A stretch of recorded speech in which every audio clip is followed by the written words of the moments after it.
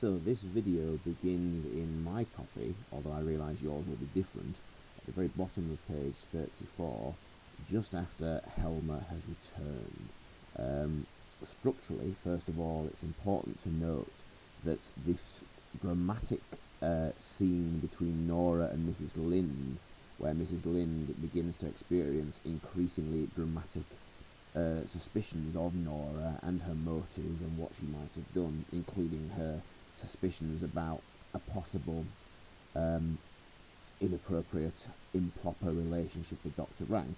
And just as it seems like Mrs. Lind is getting somewhere, Torvald's arrival dramatically cuts off this scene in mid-flow.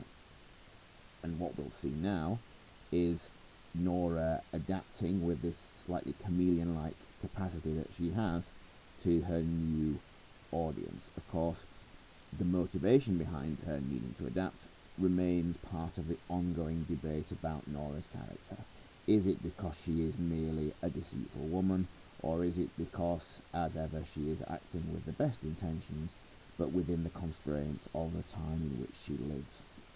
So, we'll begin then here, as Helma comes in from the hall and she goes up to him and says, "I have wanted you so much, Torvald dear." So she's back now in the flattering, insinuating, it's like almost, perhaps if we're going to be harsh, manipulative mode that we saw her earlier in the play.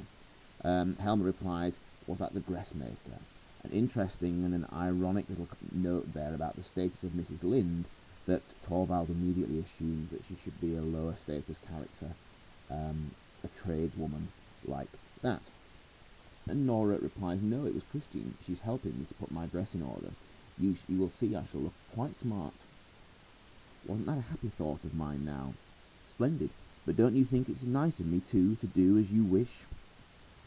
So again, we get inklings then here of potential sort of controlling or coercive behaviour from Torvald. The way in which he takes credit for Nora's costume idea, because it was his suggestion to reuse this costume which she's had previously from their trip to Italy. Remember the costume of the sort of southern Italian dancer for this dance known as the Tarantella. Let's consider then the fact that Nora sees it as being very much to her credit, the fact that she just complies with him. But look at Helma's response. "Nice, because you do as your husband wishes." In other words, by implication, he expects that that's what a wife would do. Well, you little rogue. I'm sure you didn't mean it in that way, but I'm not going to disturb you. You will want to be trying on your dress, I expect. "I suppose you are going to work?"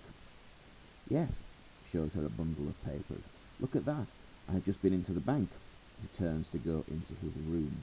Now, at the beginning of Act 1, we talked about the sort of juxtaposition in terms of what they were holding. Torvald and his pen, Nora and the sweets, or the presents, whatever you want to think about. And we talked about the significance of those symbols for representing the difference in expectations for gender roles. Well, I think we can see it again here. Nora and the dress, Torvald and his papers. Again, it's the world of work and industry and economic gain juxtaposed against pleasure, appearance, and the stereotypical expectations of women. Nora continues, "Torvald?" "Yes?" "If your little squirrel were to ask you for something very, very prettily, and see now how she is forced, perhaps, well, forced is a negative view, you could equally argue, I suppose, that she enjoys this role, but how she is forced into this role, in order to get what she wants, she must play his game, she must use his language, in order to manipulate him." And he says, "What then? Would you do it? I should like to hear what it is first." "Your squirrel would run about and do all her tricks if you would be nice and do what she wants." Again, think how demeaning it is, I think, perhaps as a woman to talk about herself in that way. Or that's how we would see it. Perhaps an audience at the time would see it a little less so. But nonetheless, it continues. Helma says, "Speak plainly." Your skylark would chirp about in every room with her song rising and falling. Well, my skylark does that anyhow. I would play the fairy and dance for you in the moonlight, Torvald. So, again, all these things, we can link them to the idea of the doll, but the doll, the skylark, the fairy, related to all these kind of belittling metaphors for the identity of women that she feels obliged to play. Helma replies, Nora, you surely don't mean that request you made to me this morning? And she goes near him. Remember how we have said that always Nora's movements are important. And here, the fact that she goes near to him always shows something about her moods. In this case, I think perhaps anxiety. And it's interesting if you think about how many of her previous movements have been away from other characters, and particularly away from Torvald. But now she needs him. She replies then, Yes, Torvald, I beg you so earnestly. Have you really the courage to open up that question again? Yes, dear, you must do as I ask. You must let Krogstad keep his post in the bank. My dear Nora, it is his post that I have arranged Mrs. Lind shall have. Of course, here is the bombshell. This is going to be the trade-off. Who is going to win over in the loyalties of Nora? Is she going to get the job from Mrs. Lind and risk herself when Krogstad is sacked and then reveals what Nora has done? Is she going to let Krogstad stay in the job and allow Mrs. Lind to remain unemployed? That's the dilemma that she has. Nora goes on and says, yes, you have been awfully kind about that, but you could just as well dismiss some other clerk instead of Krogstad. Might also be worth noting here this sort of casual disdain that Nora has for the sort of less affluent in society. She doesn't really care who gets sacked. Any clerk, let's face it, that clerk also will have a family, will also have consequences. But Nora doesn't think of that. She's only thinking of her own situation. Now, whether you put that down to naivety, whether you put that down to the sort of complacency that she has through being middle class and wealthy, who knows? Although, of course, as we've seen, actually, Nora's finances themselves are not that stable, so it's difficult, perhaps, to fully rationalise what her thinking is. But nonetheless, this is the dilemma. Helma replies, this is simply incredible obstinacy. Because you chose to give him a thoughtless promise that you would speak for him, I am expected to... And Nora says, that isn't the reason, Torvald. It is for your own sake. This fellow writes in the most scurrilous newspapers, i.e., sort of tabloids, real kind of gossip spread in newspapers, I think is the kind of implication. Obviously, tabloid equivalent, because they didn't have tabloids then as such. We find, therefore, incidentally, that Krogstad clearly has a bit of a sideline. He obviously has fingers in a number of pies. As well as being a bank clerk and a one-time loan shark, it turns out that he's now also a gossip-writing journalist. Impressive range of talents, but anyway, we carry on. This fellow writes in the most scurrilous newspapers. You have told me so yourself. He can do an unspeakable amount of harm. I am frightened to death of him. Ah, I understand. It is recollections of the past that scare you. What do you mean?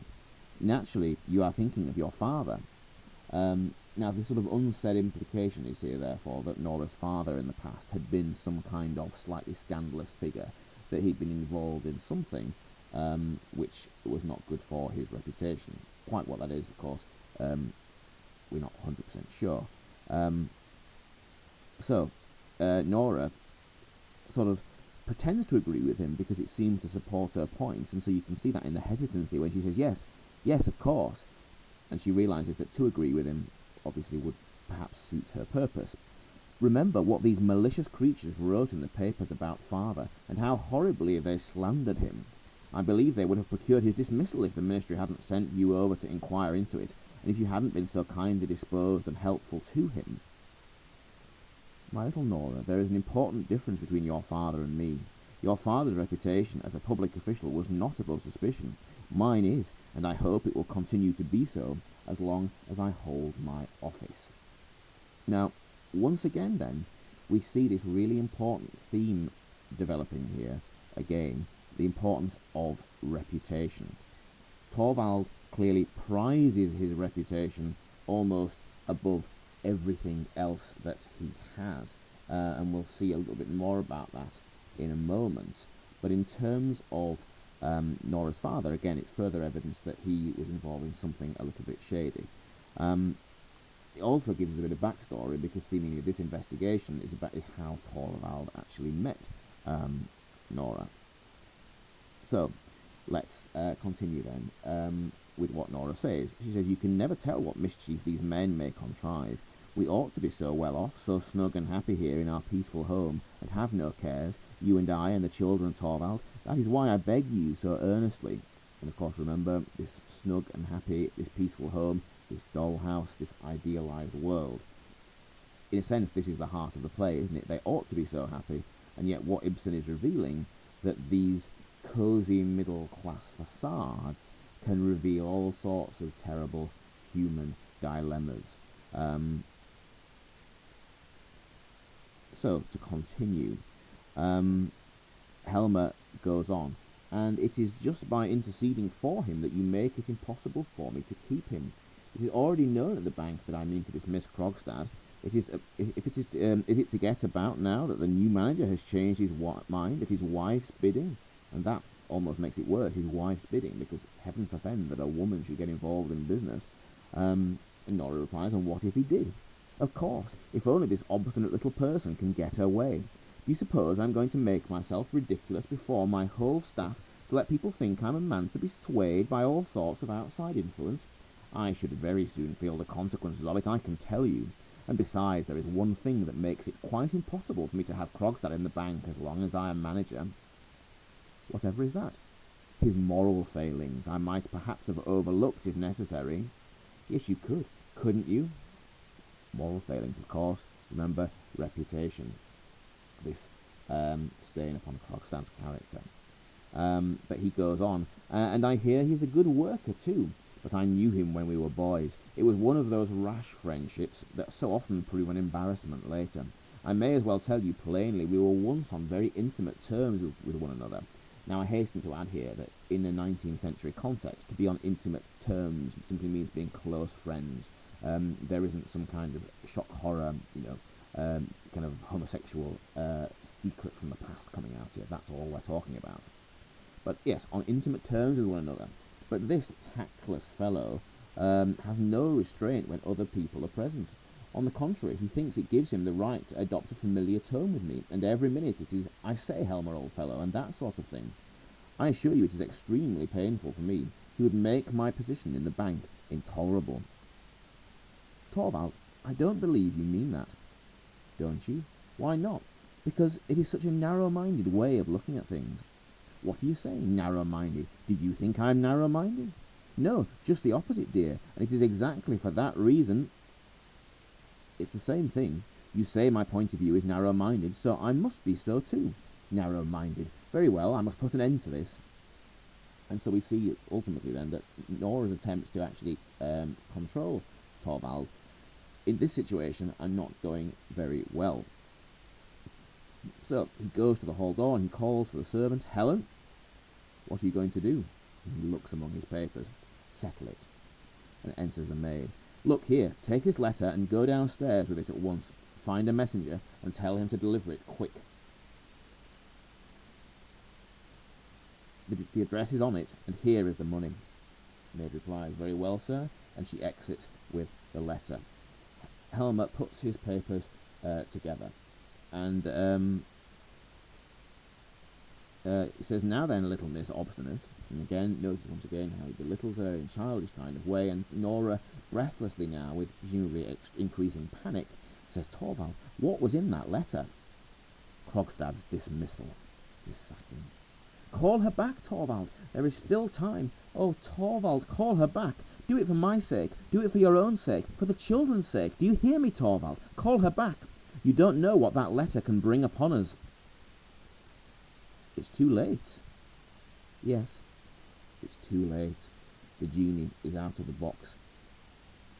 It seems as if Helmer has taken his decision, and now Nora is facing ruin. Of course, what Torvald doesn't realise is that through doing this and through securing Nora's ruin, society will judge him too, and so Nora's ruin would be viewed as his own ruin too, if news about Nora's forging the signature of her father for this loan were to come out. So, Helmer goes on. My dear Nora, I can forgive the anxiety you are in, although really it is an insult to me. It is indeed. Isn't it an insult to think that I should be afraid of a starving pen-pusher's vengeance? But I forgive you nevertheless, because he's such an eloquent witness to your great love for me. What an absolutely despicable, pig-headed man he is, but nonetheless. Again, we talked about Nora's casual disregard for the lower classes. Well, consider that there, Helmer describing Krogstad as a starving pen-pusher. So not exactly, full of sympathy. Anyway, it continues on. He takes Nora in his arms and says, and that is as it should be, my own darling Nora. Notice again the possessive there. Come what will, you may be sure I shall have both courage and strength if they be needed. You will see I am man enough to take everything upon myself. And Nora says, in this horror-stricken voice, what do you mean by that? He thinks, I think she thinks rather at this point, that maybe he knows something more about what's going on. But of course, actually, it's sort of dramatic irony because he has no idea what it is that he is about to have to take on when this scandal would seemingly break. Everything, I say, he says, and she recovers herself. You will never have to do that. That's right. Well, we will share it, Nora, as man and wife should. That is how it shall be. And he caresses her. Are you content now? There, not these frightened dove's eyes. The whole thing is only the wildest fancy. Now you must go and play through the tarantella and practice with your tambourine. I shall go into the inner office and shut the door, and I shall hear nothing. You can make as much noise as you please. And he turns back at the door. And when Rank comes, tell him where he shall find me. So, we mentioned about that real dramatic irony there, because he's no idea what it is that he's going to have to share. In a moment, we'll also be able to contrast this with the way that he actually responds when he finds out about what Nora has been doing behind his back. But once again, look at the juxtaposition. He's going to go into the office to work. She is to objectify herself, to practice this wild, abandoned, passionate dance. Again, links to the kind of difference in gender roles. Although, having said that, I suppose one thing that is also worth mentioning here about the nature of this is that while it illustrates the difference in gender roles, encouraging your wife to indulge in something like this so publicly is actually quite daring for this time. So I suppose in some ways we can see perhaps Torvald as being a little bit progressive, but let's be honest, for us, objectifying your wife still doesn't look all that credible a thing to do. Anyhow, Torvald nods to her, takes his papers and goes into his room and shuts the door after him. And poor Nora, bewildered with anxiety, stands as if rooted to the spot and whispers. He was capable of doing it. He will do it. He will do it in spite of everything. No, not that. Never, never. Anything rather than that. Oh, for some help, some way out of it. And the doorbell rings. So, in this very short, very fragmented, short sentence, short phrased little soliloquy almost of Nora's, we get a sense of her dilemma. Note the ambiguity. Who is this he?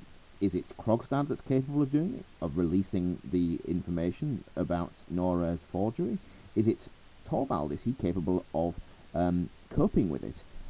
It's ambiguous, I think, really here about precisely what exactly it is that is the case. And so we get a sense of a general confusion and a general misfortune. And of course, who should come up at this point but Dr. Rank, the subject of that previous conversation with Mrs. Lind. Perhaps Dr. Rank is going to be somebody that Nora might consider turning to at this moment, and we'll see exactly how that pans out in the next scene, which I'll cover in the next video.